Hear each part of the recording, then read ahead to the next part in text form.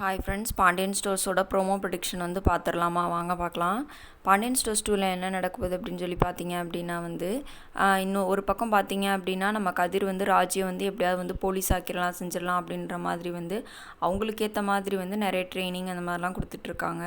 எப்படி இருந்தாலும் நம்ம ராஜி போலீஸ் ஆயிடுவாங்க. அதுக்கேற்ற மாதிரி அவங்களுக்கு நல்லா நம்ம இவர் சப்போர்ட் பண்ணிகிட்ருக்காரு. இன்னொரு பக்கம் பார்த்தீங்க அப்படின்னா நம்ம செந்தில் எங்கிட்ட லஞ்சம் வாங்கி மாட்டிக்க போகிறாருங்க. அது குடும்பத்துக்கே ஒரு பெரிய அவமானமாக இருக்க போகுது. அதே மாதிரி அவர் பணக்காரராகணும், நம்ம நிறைய இது பண்ணணும் அப்படின்ற மாதிரி நினச்சிட்ருக்காரு. அதுலேருந்து எப்படி இருந்தாலும் பாண்டியன் தான் செந்திலை வெளியே கொண்டு வர போகிறாரு.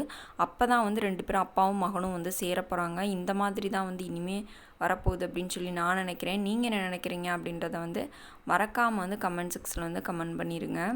அதே மாதிரி கோமதி காணாமல் போயிடுவாங்கங்க.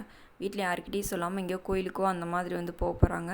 ஆனால் வீட்டில் இருக்கவங்க எல்லாருமே என்ன நினைக்கிறாங்க அப்படின்னா பார்த்திங்களா, பாண்டியன் பேசாமல் இருந்தனால தான் கோமதி கோச்சிக்கிட்டு எங்கேயோ போயிட்டாங்க அப்படின்னு சொல்லிட்டு கதிரும் நம்ம செந்தில் எல்லாருமே சண்டை போட போகிறாங்க.